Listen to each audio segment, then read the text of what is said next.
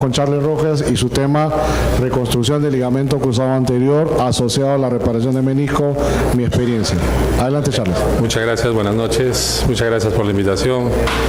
Primero felicitar a los dos expositores anteriores, muy interesante, ¿no? Vamos a tratar de intercambiar un poquito la experiencia. Me voy a poner medio así como abogado del diablo. Se ha satanizado mucho las meniscectomías, ¿no? Y se le está dando un boom muy grande a las suturas meniscales, lo cual es cierto, ¿no? Pero tenemos que ver bien hasta dónde es cierto. O sea, es muy fácil cuando uno habla o lee literatura extranjera que un porcentaje pues nos cicatriza. En nuestro medio, ¿cuántos tenemos la oportunidad de hacer un seguimiento a nuestras suturas meniscales con algún estudio de imagenología posterior? No sé, muy poquitos. ¿Cuántas veces hemos hecho? Realmente muy pocos. No les llame la atención que muchas de estas suturas que hicimos, si bien el paciente está asintomático, muchas no cicatrizaron y lo único que mantiene son los hilos de sutura al menisco que le da cierta estabilidad y por ende esto no sintomatología. Entonces, si bien debemos realizar las suturas meniscales, yo creo que lo más importante es saber elegir a quiénes vamos a suturar, qué zonas vamos a suturar, ¿no? Y cuál es el pronóstico de esto. Cuando queremos hablar sobre las suturas meniscales en la reconstrucción de cruzado anterior, esto es muy claro, ¿no? O sea, nosotros no podemos suturar un menisco si es una rodilla inestable. Hablamos de cruzado anterior, hablamos de un compartimiento medial, de un ángulo, de cualquier lesión que tengamos en la rodilla asociada. Si nosotros vamos a realizar una sutura meniscal, sabemos que vamos a fallar. O sea, tiene que ir de la mano tanto la sutura meniscal con la reconstrucción ligamentaria. Un poquito de historia, ya mucho de esto ya lo han escuchado. La primera sutura se realizó en 1885, o sea, y se hizo en perros. Esto no es el boom del momento, esto jala de mucho más atrás. En 1948 ya se conocía, ¿no?, la relación entre las meniscectomías y las lesiones degenerativas. Y el menisco externo, acá está mucho del boom del asunto. Ya es muy conocido que el menisco externo es el responsable de la gran cantidad de la transmisión de fuerza a nivel de la rodilla. Entonces es por eso que con la experiencia que todos vamos obteniendo en la vida, gente que ha sido meniscectomizada y generalmente va a unos cambios degenerativos articulares, vemos que las rodillas generalmente en las personas se van yendo al valgo. No, es muy raro un paciente meniscectomizado que se vaya al valgo. Generalmente se van al valgo porque las meniscectomías que se realizaron dan más problemas a futuro cuando es del menisco externo que cuando es del menisco interno. Entonces, todo nuestro gran esfuerzo o nuestro esfuerzo hacia las suturas meniscales tiene que ser mucho mayor cuando se trata de un menisco externo. O sea, tenemos que tratar de salvar todo lo que se pueda de un menisco externo, no sin descuidar el interno, pero con una mayor importancia sobre esto, ¿no? Ambos meniscos participan en la estabilidad anterior de la rodilla en deficiencia de cruzado anterior. Y esto ya nos va tocando lo que es el cruzado con la rodilla, con los meniscos, ¿no? Por la forma del menisco, que todos lo sabemos, ¿no?, que es prácticamente un triángulo, los cuernos anteriores ayudan a la estabilidad anterior de la rodilla, o sea, es un estabilizador. Aparte de la lesión del ligamento cruzado anterior, los cuernos anteriores del menisco también tienen esta función, ¿no? Y acá tenemos que ver lo que decíamos hace un momento, que una meniscectomía, una gran meniscectomía, aumenta el estrés mecánico en el cartílago y esto va proporcionalmente de acuerdo a la cantidad del menisco retirado. El menisco lo que hace es distribuir las fuerzas. Y bien lo dijo el doctor Yuri, que cuando hay una meniscectomía, la fuerza ¿no? La carga, el estrés que se produce a ese nivel es prácticamente el triple de una rodilla que tiene un menisco normal, ¿no? Y también debemos saber que las lesiones degenerativas articulares secundarias en una rodilla con deficiencia de ligamento cruzado anterior generalmente son por el problema meniscal y no por el ligamento. O sea, esto quiere decir que si nosotros tenemos una ruptura de un ligamento cruzado anterior en una rodilla estable, ¿no? Subjetiva y objetivamente, la artrosis o los cambios degenerativos que se nos pueden producir más adelante no es por la lesión del ligamento cruzado anterior, sino por las lesiones adyacentes que habían en la rodilla, y generalmente esto es por el menisco, ¿no? Entonces, cuando nosotros queremos hacer cualquier tipo de procedimiento sobre un menisco, tenemos primero, en la misma cirugía sí, pero tenemos que restablecer la estabilidad articular, ¿no? Y cuando se sutura un menisco, debe, lo mismo que decíamos anteriormente, primero tenemos que proteger la articulación antes de realizar la sutura, independientemente de lo que vayamos a usar para las suturas meniscales. Entonces, ¿cuál es lo que debemos tener en cuenta cuando queremos hacer un tratamiento de la inestabilidad de la rodilla? ¿Qué datos fundamentales? La inestabilidad subjetiva del paciente, o sea, se te va la rodilla, no se te va, ¿no? Si el paciente es un paciente que no va a estar sometido a cargas o trabajos físicos muy intensos y él no siente que la rodilla se le va, no le falsea la rodilla, no es un candidato para hacer la reconstrucción del ligamento cruzado, es una rodilla estable. Pero también hay otros datos, como la edad, por ejemplo. O sea, es diferente un paciente de 15 años que siente estable en el momento de la rodilla, de repente con muy buena fuerza muscular. ¿Qué va a pasar con este paciente cuando tenga 40, 50, 60 años que ya no tenga esa fuerza muscular, ¿no? Entonces tenemos que cruzar datos. Un paciente de 40, 50 años que tiene la rodilla estable, así tenga roto el cruzado anterior, pero la rodilla estable, no es candidato para hacer una reconstrucción del ligamento cruzado anterior, ¿no? Porque es una rodilla que no va a estar sometida a mucho estrés físico en el resto de su vida, y es muy probable que con los años que venga vaya a tener algún tipo de inestabilidad, ¿no? Y la otra es la valoración objetiva del paciente, ¿no? Que con las pruebas pues, conocidas por todos, si hay o no estos grados de inestabilidad. ¿Cuál es el momento? Y esto se discute, se sigue discutiendo y se discutirá por muchos años.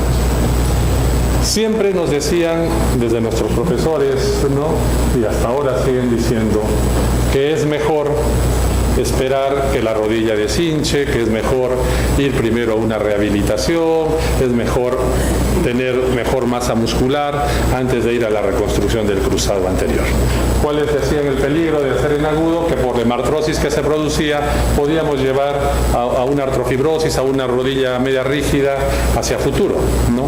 Que tenía en contra que generalmente se esperaba más de 30 días y el paciente estaba postrado, estaba alejado de su vida, de su trabajo y todo, ¿no? Particularmente, llevamos 20, 25 años haciendo el cruzado anterior, ahora los operamos en agudos a toditos, ¿ya? Esto de la hemartrosis, lo único que nos ha producido inicialmente es un poquito de dificultad en el momento de empezar la artroscopía por la cantidad de sangre, pero eso es muy fácil de ir lavando la rodilla y luego la visión es buena y realmente nosotros no hemos tenido ningún problema en este tipo de algún tipo de rigidez articular o artrofibrosis que sea, no quiero decir que nunca hemos tenido, pero que sea producto por haberlo hecho en agudo.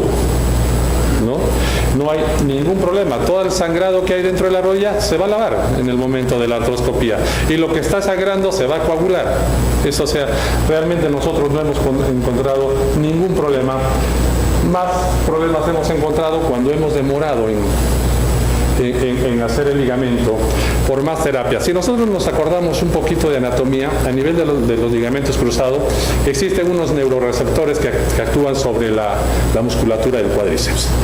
Cuando se rompe el cruzado, se rompen estas terminaciones nerviosas que actúan sobre el cuádriceps y el cuádriceps inmediatamente empieza a hipotrofiarse. Y entre más tiempo esperemos, así estemos en una rehabilitación, entre más tiempo esperemos, la hipotrofia muscular va a ser mayor. Entonces, particularmente nosotros lo que optamos es hacer lo más rápido, en agudo, prácticamente el cruzado, y luego empezar su proceso de rehabilitación lo antes posible, ¿no? Entonces, ¿cuáles son las nociones generales cuando hay esto?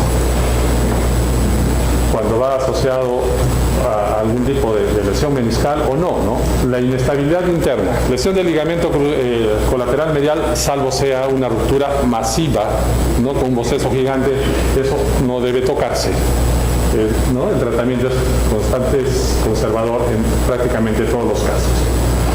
Cuando es la inestabilidad anterior, la lesión del cruzado anterior, eso es tratamiento quirúrgico inicial. La inestabilidad posterior, ¿no? Esto siempre debe ir primero a un tratamiento conservador. Estamos hablando del ligamento cruzado posterior. ¿Cuál es la diferencia entre anterior y posterior? Los vasos que irrigan al cruzado anterior vienen, ¿no?, de la parte femoral a la tibial. Es por eso que cuando el ligamento se rompe y generalmente se avulsiona a nivel del fémur, el ligamento queda prácticamente libre de toda irrigación vascular. Por eso se reabsorbe tan rápido, por eso no tiene prácticamente ningún poder de cicatrización. El cruzado posterior no. Si bien su circulación también viene de la parte femoral, tiene vasos que van hacia el cuerpo y hacia la parte distal. Por eso es que el cruzado posterior tiene algún poder de regeneración. Entonces, cada vez que se lesiona el cruzado posterior, primero debemos darle la oportunidad de un tratamiento conservador. Si este fracasa, recién vamos a la cirugía. Toda lesión del ligamento lateral y ángulo posterior es tratamiento quirúrgico. Una ruptura del lateral no cicatriza sola, a diferencia del medial. Todo lo que es ligamento lateral y ángulo posterior es tratamiento quirúrgico de inicio, ¿no? La inestabilidad combinada anterointerna es lo que decíamos, ¿no? El interno va solo, el ligamento medial, y bueno, y hay que reconstruir el cruzado posterior. Y las lesiones meniscales y condrales deben tratarse esto independientemente del tipo de lesión que exista. ¿Cuál es la plastía ideal? ¿No? Como términos generales, pues cualquier ligamento injerto que tenga la tensión suficiente, una fijación segura. Ahora hay 1000 tipos de fijaciones, cada uno con sus beneficios, cada uno con sus problemas, ¿no?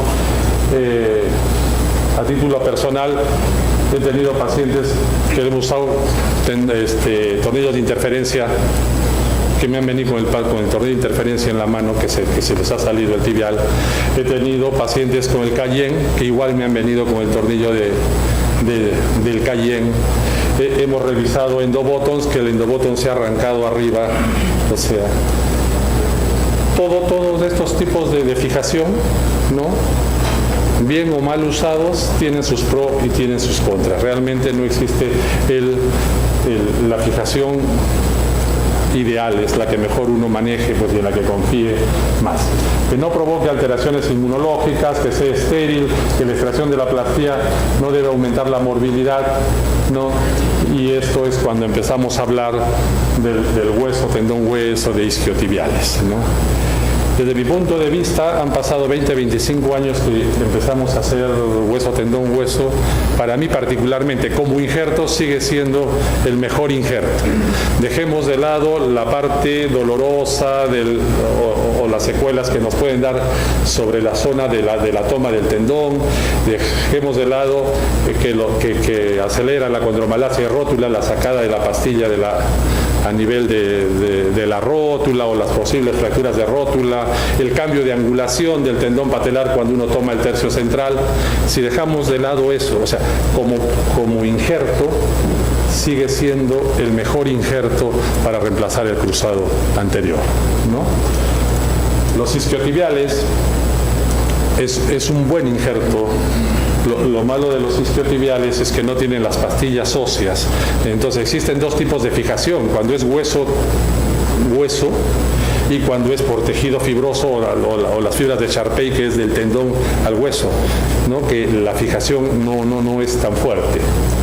Aloinjerto y autoinjerto, estamos en el boom ahora de los halos y los autoinjertos, ¿no? Los aloinjertos, como todos sabemos, estos se esterilizan irradiados en rayos gamma y se conservan generalmente entre 70 y 80 grados centígrados, ¿no? Esta esterilización y esa congelación que se produce en el aloinjerto llega a hacerle perder entre el 10 y el 20% de la tensión inicial del injerto. O sea, un aloinjerto es mucho más frágil al inicio, porque todos pasan por su proceso de necrosis, revascularización, y al final puede ser lo mismo, pero inicialmente es mucho más débil que un autoinjerto. De ahí que la protección tiene que ser mayor en el aloinjerto con autoinjerto. ¿Qué estamos haciendo, tratando de hacer cada vez que se puede y los seguros nos lo permiten hacer? Estamos haciendo mixto, estamos haciendo mucho semitendinoso, o sea, usamos un aloinjerto con un autoinjerto, ¿no? Y nuestro autoinjerto nos protege al aloinjerto en las etapas iniciales de todo este proceso de necrosis y revascularización, y las cosas están caminando bastante bien. Las suturas meniscales, el doctor Ochoa y el doctor Pardo ya las han explicado muy bien, y todas las alternativas que hay. Un menisco suturado recobra sus propiedades biomecánicas, ¿no? Newman, un autor, hizo muchos estudios de esto y hablaba que sí, que un menisco llega a convertirse con un menisco sano, ¿no? El 85% de los meniscos suturados dan radiografía normal de los cambios osteoarticulares a los 5 años. El 43% de las meniscectomías parciales también dan radiografía normal a los 5 años, o sea, tampoco es muy descabellado hacer una meniscectomía parcial, ¿no? Ya se habló sobre la vascularidad, inclusive hay muchos estudios que dicen que lesiones pequeñas del menisco no deben ni tocarse siquiera, ni suturarlas, ni nada. Esas, las que son estables, van a ir bien. Todo lo que es en flaps, ¿no? Que son a 2, 3, esto se promueve que debe ir una meniscectomía parcial, porque las posibilidades de cicatrización prácticamente nulas, ¿no? El resto de lesiones pues deben suturarse, lo que hablábamos inicialmente. Las meniscectomías en un menisco lateral, grandes meniscectomías, el pronóstico es malo, y el ligamento cruzado siempre debe reconstruirse simultáneo a la sutura meniscal, ¿no? Este es un resultado de un trabajo muy importante, que este es cómo fueron la presentación de las lesiones meniscales en pacientes que tuvieron ruptura del ligamento cruzado anterior, ¿no? Bueno, ahí podemos ver que era mucho más en el menisco medial, el 80%, en asa de Valde, ¿no? Las tipos oblicuas, y esta es la presentación de las formas que suelen romperse cuando se rompe el ligamento cruzado anterior, ¿no? La tasa de no cicatrización en meniscos van, acá dice 16, pero hay estudios que van desde el 12, inclusive hasta el 40%. O sea, nadie nos puede asegurar que el menisco va a cicatrizar, ¿no? Bueno, la reparación meniscal es de rehabilitación mucho más prolongada, pero cuando va acompañada del ligamento cruzado anterior, el tiempo de espera es prácticamente el mismo. ¿Qué debemos concluir? Que la sutura meniscal, en conjunto a la reconstrucción del ligamento cruzado, es exitosa, ¿no? En más del 90% de los casos. Debemos elegir qué menisco suturar, qué menisco hacer meniscectomía. A mí no se me ocurriría particularmente un paciente de 70 años con un menisco que está roto, degenerado, intentarlo siquiera suturar, ¿no? Bueno, muchas gracias.